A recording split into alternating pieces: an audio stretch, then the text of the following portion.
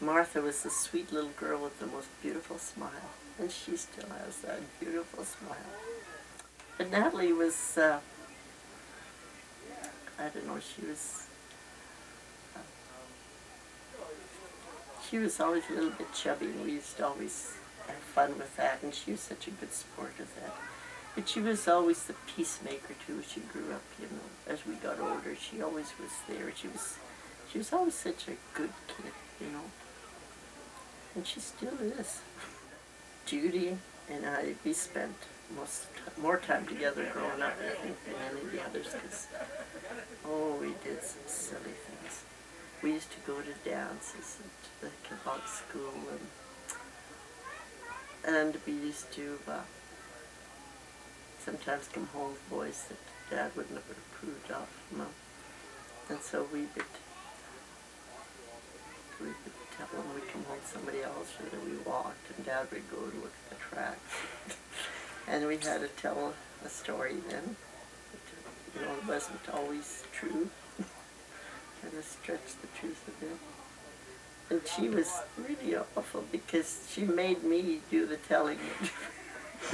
And she said, I could do it and not even look guilty, you know, but I think Dad knew better, you know. Stella and I we went out quite a bit, but we were such different personalities growing up that there was always a difference of opinion. And Anne, you know, Anne, when growing up, Anne was like a second mom almost, because she was so much older, and the big sister.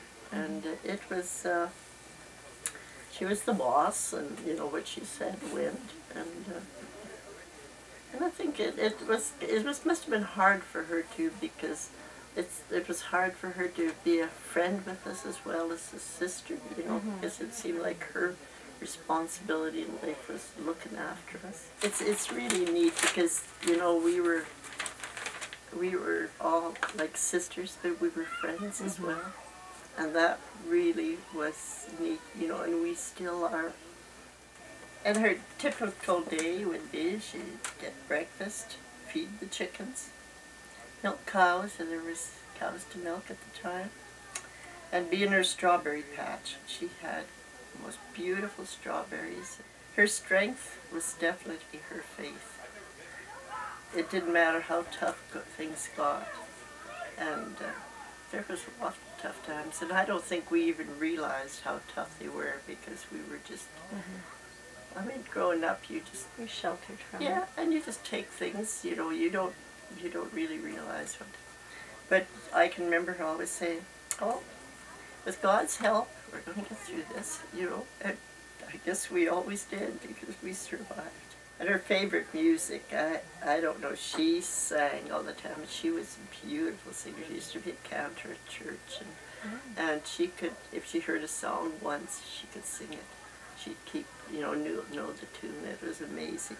But she sang a lot of spirituals, and she sang at weddings. People asked her to come to sing it. Girls, you know, we were, especially when we got into teens, I think it was hard for her, because I think she was afraid of what we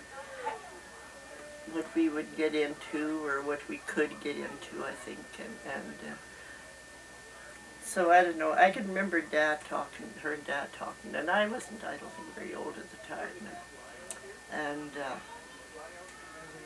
I don't know. I think Dad was concerned because there was a lot of boys hanging around, you know, a lot of girls. 7 girls, yeah. And he says, you know, warn the girls, because boys are boys, you know.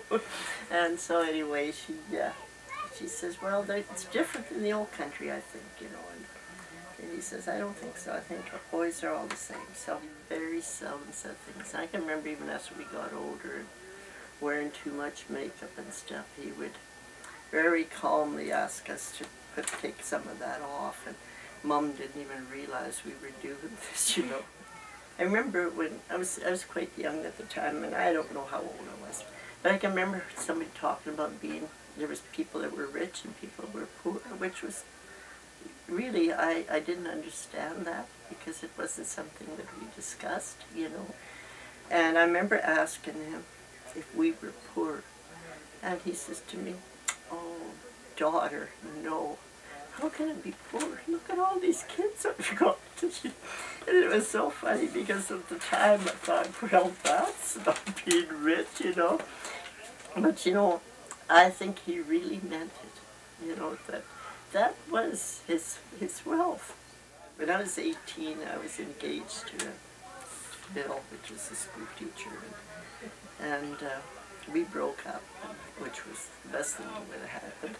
But anyway, I thought at the time that, you know, when you broke up an engagement, you had to mope around and look like it was important, you know. And I guess at the time it was, you know, sort of thing. And of course, Dad was, you know, watching me, and he never said anything to me, you know. He just, you know, he went on doing whatever. And then Mom said to me one day that Dad wants me to tell you something. And he says, tell Chris that if she's pregnant, that we would look after her. and that was a big deal at the time, because, you know, if anybody got pregnant, it was the end of the world. You know, a lot of people did. I mean, they wouldn't accept that. And to think that he would say that, which of course I had no, I mean, it wasn't any, but it just, I've never forgotten that he would have, you know, would have accepted that. Really strange thing, because, you know, when I first met Wally, my husband, he reminded me a lot of him. Not in looks, he was big and tall and, you know, stuff, but he had the same type of personality, and, you know, quiet and yet very strong.